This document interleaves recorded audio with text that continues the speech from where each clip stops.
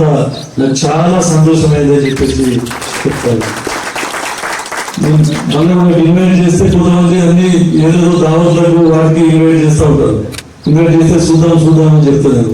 మనం చెప్పిన జహాంగీర్ గారికి చెప్పడం జరిగింది, మంచి ప్రోగ్రామ్కి ఇన్వైట్ చేస్తూ ఉన్నారు, ఖచ్చితంగా వస్తా, ఆబ్సెంట్ కాను అని కూడా చెప్పింది చెప్పడం జరిగింది.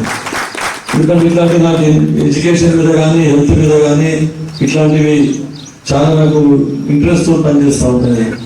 కాబట్టి ఇక్కడ వచ్చిన తర్వాత దీన్ని చాలా వెరీ వెల్ మెయింటైన్.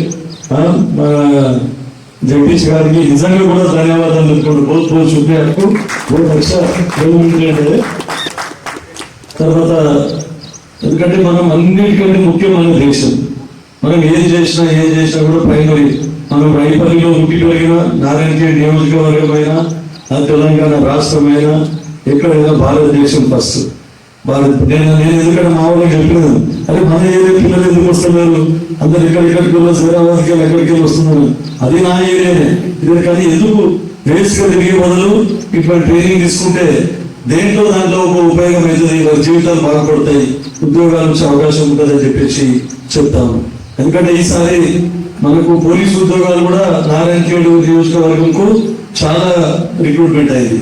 నర్సెస్ కూడా చాలా మంది వచ్చింది, లేడీ పోలీసు కూడా రిక్రూట్మెంట్ కావడం జరిగింది. అయితే ఇప్పటికీ నల్గొండలో తీసుకొని పోతుంది. జీవో 46 ఏదైతే ఉన్నదో జీవో 46 ప్రకారం ఇంప్లిమెంట్ అయినాక మన ఏరియాకి ఉద్యోగాలకు వచ్చింది. చాలా మంది ఎమ్మెల్యేలు కూడా జీవో 46 రద్దు చేయాలి, రద్దు చేసి వాళ్ళకి మాకు అన్యాయం జరుగుతుందని చెప్పింది. కానీ ముఖ్యమంత్రి దగ్గరికి పోయి నేను చెప్పిన, ఫస్ట్ టైం మొదటిసారి మన నారాయణఖేడ్ యొక్క పోలీసు ఉద్యోగాలు వస్తాయి, జీవో 46 రద్దు చేయకూడదు, అట్లనే ఉంచాలని చెప్పేసి నేను ముఖ్యమంత్రి గారికి చెప్పడం జరిగింది. ఇలా నేను కూడా పడుతున్నాను. నేను కూడా 9th 10th లో ఉన్నప్పుడు నేను కూడా ఎన్సీసీలో ఉండి, అంతకుముందు 7th లో ఉన్నప్పుడు భారత్ స్కౌట్స్ అండ్ గైడ్స్ లో నేను 1 సంవత్సరం వరకు నేను ట్రైనింగ్ తీసుకోవడం జరిగింది. తర్వాత ఎన్సీసీలో నేవీలో నేవీ में था मैं जो 9th 10th में था, मैं नेवी में 2 साल भी मैं था. तो कैंप भी गया, मैं विशाखापट्टनम कैंप था, नेवी में विशाखापट्टनम कैंप गया. ఫైరింగ్ కూడా ఇప్పటికీ ఫైరింగ్ మాకు కూడా టెస్ట్ పెడతా ఉంది.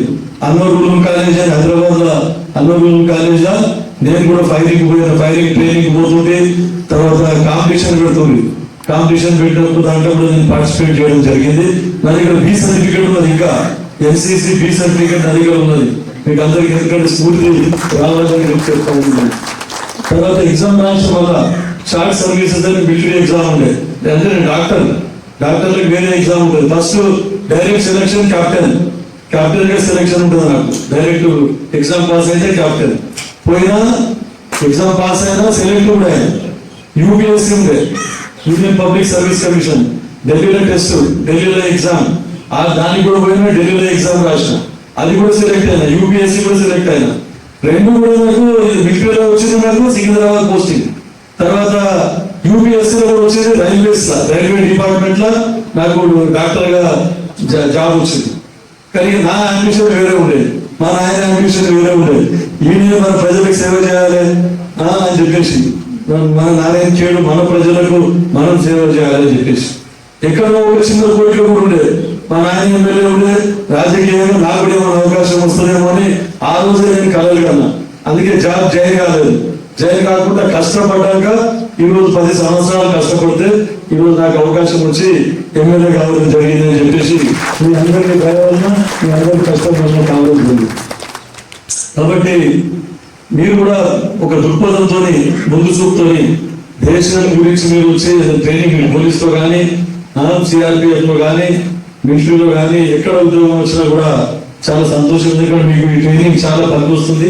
ఇట్లాంటిది ఇంకా కూడా 25-30 మంది బ్యాచ్ కాకుండా కనీసం ఒక 50 మందికి బ్యాచ్ అకామిడేషన్ ఉన్నదో లేదు. కానీ అకామిడేషన్ ఒకవేళ ప్రభుత్వం తరఫున ఏమన్నా అయితే నేను ఇంకా ఇక్కడ ట్రై చేస్తా. మీరు కూడా దీన్ని పెంచి ఇక్కడ 50 మందికి ప్రతి బ్యాచ్ లో ఒక 50 మందికి ట్రైనింగ్ ఇచ్చే విధంగా కృషి చేయాలని చెప్పేసి మీకు అందరికి చెప్తా ఉన్నా. దానికి నా వంతు సహకారం కూడా అందిస్తా అని చెప్తా ఉన్నా. తర్వాత డ్రింకింగ్ వాటర్ గురించి సర్పంచ్ గారు కూడా చెప్పడం జరిగింది. ఒక బోర్ బాగా బోర్ ఉందంట, మరి ఆ బోర్ బోర్లో తీపివేయడానికి దాంట్లో ఫ్లషింగ్ చేపిస్తే చేస్తారా? బోర్డు పడితే చేయాలి కదా, రిమూవ్ వస్తుంది కదా, రిమూవ్ చేయండి అదే చెప్పిన. కొత్త బోర్డుకి మనకి శాంక్షన్ అవకాశం ఉంటే సుతంగా నీళ్ళు పడతాయో లేదో మనకి గ్యారెంటీ లేదు. మిషన్ మగిలితే డైరెక్ట్ కనెక్షన్ తీసుకోలేము మనం. వాటర్ ట్యాంక్ వీళ్ళకి సపరేట్ కనెక్షన్ ఉన్నదా? బోర్డు కాకుండా మిషన్ భగీరథ నుండి మీరు ప్రపోజ్ చేయండి. దగ్గర పైప్ లైన్ ఎక్కడ నుండి పోతే అక్కడ నుండి డైరెక్ట్ కనెక్షన్ ఇస్తాం. పైప్ లైన్ అది ఉట్టినే ఉన్నది. ఒకవేళ మీరు దానికి చెప్తాం, దానికి యూజ్ చేస్తున్నాం. ఎవరు దానికి ఎవరు అధికారులు ఎవరు ఉంటే మాట్లాడేసి దానికి యూజ్ చేసుకుందాం.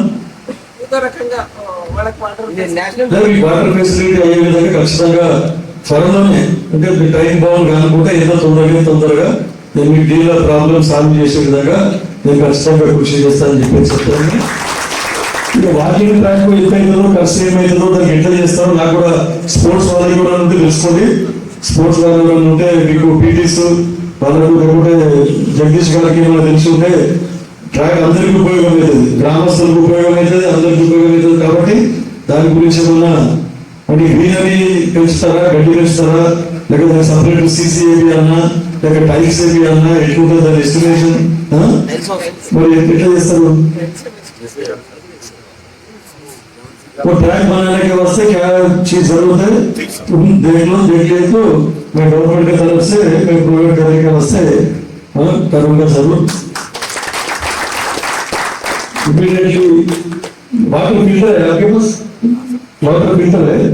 फिल्टर नहीं है చెప్తే ఉడకంటే ఫిల్టర్ కూడా మీకు వాటర్ ఫిల్టర్ అరేంజ్ చేయించే విధంగా కూడా నీళ్ళు ఏమంటారు కదా, లేకపోతే ఫిల్టర్ ఇప్పుడే యువతలో పెట్టి పంపించేస్తుంది ఫిల్టర్ గానే నీళ్ళు ఏమంటారు. కాబట్టి నీళ్ళు గాలి వచ్చిన తర్వాత ఫిల్టర్ గురించి నేను ఆలోచిస్తాను చెప్తూ అట్లా తర్వాత మీరు మెటీరియల్ అన్నారు. ఇక నేనేం తర్వాత మెటీరియల్ గురించి మీరు ఇది జిమ్ మెటీరియల్ ఎక్సర్సైజ్ సామాగ్రి గురించి అడిగారు. దాంట్లో నేను ఎంత అవసరం పడుతున్నాను తెలియదు, కానీ నా జీతంలోకి వెళ్ళి నేను 25,000 రూపాయలు మీకు డొనేషన్ చేస్తుందని నా ఎంత శాలరీలోకి వెళ్ళి 25,000 రూపాయలు మీకు డొనేషన్ చేస్తా ఉన్నా. దాంట్లోకి వెళ్ళి మీరు ఎంతైతే ఎక్విప్మెంట్ మీరు తెచ్చుకోండి. ఇంకా తక్కువ పడితే వేరే విధంగా ఎవరితోనన్నా నా మిత్రులతో కానీ ఎవరితో డొనేషన్ ఇంకో 10,000 డొనేషన్ చేపించి మీకు మొత్తం ఎక్సర్సైజ్ కు ఉపయోగపడే సామాగ్రి ఏదైతే ఉంటుందో అన్ని విధాలుగా నేను ఇప్పించే ప్రయత్నం చేస్తానని చెప్తూ ముందుకు రావాలి. దీన్ని పూర్తిగా ఉపయోగించుకోండి. మీరే కాదు మీ ఫ్రెండ్స్ చెప్పండి, మీ తల్లిదండ్రులకు, మీ బంధువులకు అందరికి చెప్పి మీరు కూడా ఇక్కడ లోకల్ పిల్లలు యూత్ పిల్లలకి ఎంకరేజ్ చేయండి. ఒకరి నుంచి ఒకరికి పోతే ఖచ్చితంగా దీనికి మనం ముందుకు తీసుకోకపోతే ఉపయోగపడుతుంది జీవితంలో. ఉద్యోగం ఒకటి కాదు, ఉద్యోగం వస్తుంది. ఉద్యోగం రాకుండా కూడా మనం ఈ ట్రైనింగ్ సెంటర్లో డిసిప్లిన్ చేసుకొని పోతాం. క్రమశిక్షణ ఉంటే జీవితంలో ఆటోమేటిక్గా పైకి ఎదిగిపోతాయి. క్రమశిక్షణ పంపిస్తే మనం ఏం చేసినా ఎంత కష్టపడ్డా కూడా పైకి రాం. కాబట్టి ఈ యూత్ ట్రైనింగ్ సెంటర్లో ముఖ్యంగా నేను కూడా మిడిల్ ఏసీసీలో నేర్చుకున్నది డిసిప్లిన్ ఉంటే ఖచ్చితంగా పైకి వస్తాం. అది ఇంకొకటి మీరు నాకు జాగీర్ గారు మా దృష్టికి తీసుకొచ్చారు.